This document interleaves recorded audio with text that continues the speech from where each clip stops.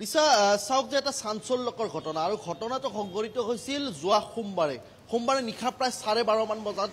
হাতীগাঁৱৰ শংকৰ ৰাজান পথ যিটো স্থান হাতীগাঁও থানাৰ পৰা প্ৰায় 1 কিলোমিটাৰ নিলগত আৰু সেই স্থানত এই চাঞ্চল্যকৰ ঘটনাটো সংঘটিত হৈছিল শাহিদ আলী নামৰ এজন যুৱক আৰু যুৱকজনে তেওঁৰ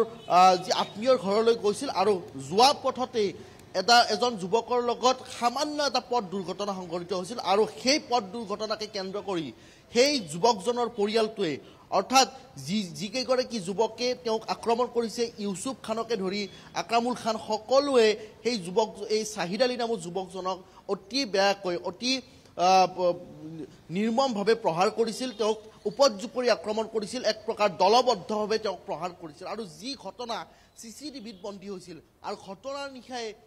হাতীগাঁও আৰক্ষীক অৱগত কৰিছিল ভুক্তভোগীয়ে আৰু ঘটনা প্ৰায় এসপ্তাহ উকলি যোৱাৰ পাছতো অতি ৰহস্যজনকভাৱে এই ঘটনা এই গোচৰৰ পঞ্জীয়ন এই মুহূৰ্তলৈকে হাতীগাঁও আৰক্ষীয়ে কৰাৰ সাহস কৰিব পৰা নাই কাৰ আশীৰ্বাদ পুষ্ট হৈ এই গোটেই ঘটনাটোক গাপ দিয়াৰ চেষ্টা কৰিছে আৰক্ষীয়ে তাক লৈ এতিয়া সন্দেহ উপজিছে যি ঘটনা ভুক্তভোগীয়ে যিসমূহ অভিযোগ উত্থাপন কৰিছে সেই অভিযোগ সন্দৰ্ভত মোৰ লগত উপস্থিত আছে যিগৰাকী যুৱকক আচলতে প্ৰহাৰ কৰা আছিল শাহিদ আলী আৰু এইগৰাকী শাহিদ আলী আৰু কি হৈছিল ঘটনাটো কিমান সময় হৈছিল আৰু কেনেকৈ হৈছিল সমগ্ৰ ঘটনা সন্দৰ্ভত যদি অকণমান এইটো আপোনাৰ প্ৰায় 10 বাজিছিল মানে 9:35 মান হৈছিলে তে মই মোৰ লগৰজনৰ লগত লগৰজনৰ মাকজনী আছিলে তেওঁৰ লগত আৰু এজন ফ্ৰেণ্ডৰ ঘৰতে গৈছিলোঁ অন দ্য ৱে মানে তেওঁৰ মাকক তাতে নমাই দিলোঁ হয় তেওঁলোকৰ ৰিলেটিভজনৰ ঘৰত তাৰপিছত আমি থাৰ্ড ফ্ৰেণ্ডজনৰ ঘৰত গ'লোঁ হয় তাতে সামান্য এনে স্কুটিখন তেওঁলোকে মোৰ বাইকত লগাই দিছিলে তে সেইখিনি কথাতে তেওঁলোকে মোক পিছত খেদি লৈ কেনে সেই গলিলৈকে খেদি লৈ গোটেই পৰিয়ালে মিলি কেনে মোক ৰদেদি মাৰিছে নানান বেয়া ভাষা দি গালি পাৰিছে মাৰি পেলাম বুলি কৈছে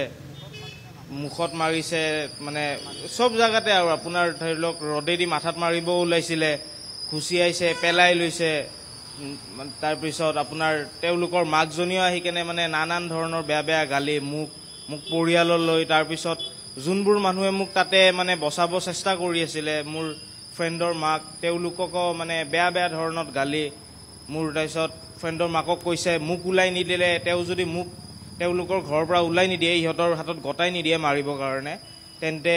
তেওঁ মোৰ লগৰজনকো বোলে মাৰিব তাৰপিছত শান্তিমতে থাকিব নিদিয়ে তাৰপিছতো ৰডেৰে প্ৰহাৰ কৰা বুলি কৈছে হয় ষ্টিলৰ ৰড এটা দি মোৰ ভৰিত মাৰিছিলে আৰু ঠিক জনালা গোটেই ঘটনা সন্দৰ্ভত হয় গোটেইখিনি জনালোঁ এতিয়ালৈকেতো একো ভিজিবল একশ্যন লোৱা নাই ল'ৰাবোৰ ঘূৰি আছে আৰু ল'ৰাবোৰে এতিয়া মোৰ লগৰ দুজনক মানে থ্ৰেটেন কৰি আছে যে তহঁতেতো কেছটো উঠাবিয়ে দুদিন পিছত তাৰপিছত থানাইতো এনেও একো নকৰে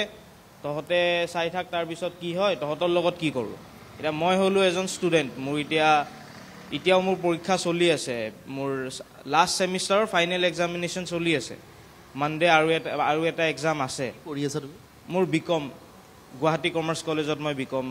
মানে মোৰ এবাৰ লাষ্ট ছেমিষ্টাৰ ফাইনেল ইয়াৰ তে এতিয়া তাৰপিছতো মোৰ আকৌ ফাৰ্ডাৰ আকৌ ষ্টাডিজ মোৰ আছে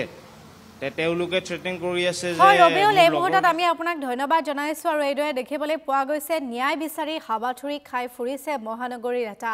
পৰিয়ালে বিগত এসপ্তাহ পূৰ্বে অৰ্থাৎ সোমবাৰে হাতীগাঁৱৰ শংকৰ ৰাজান পথত এটা গণপ্ৰহাৰৰ ঘটনা সংঘটিত হৈছিল আৰু সেই গণপ্ৰহাৰৰ ঘটনাৰ বলি হৈছিল সিজুবাৰীৰ শাহিদ আলী নামৰ যুৱকজন আৰু ভুক্তভোগী পৰিয়ালটোৱে বৰ্তমান সময়ছোৱালৈকে ন্যায় লাভ কৰা নাই গোচৰ ৰুজু কৰাৰ পাছতো গোচৰটো পঞ্জীয়ন নকৰাৰ অভিযোগ উত্থাপন কৰিছে আৰু তাৰ পাছতে এইদৰে দেখিবলৈ পোৱা গৈছে ন্যায়ৰ অপেক্ষাত হাবাথুৰি খাইছে ভুক্তভোগী পৰিয়ালটো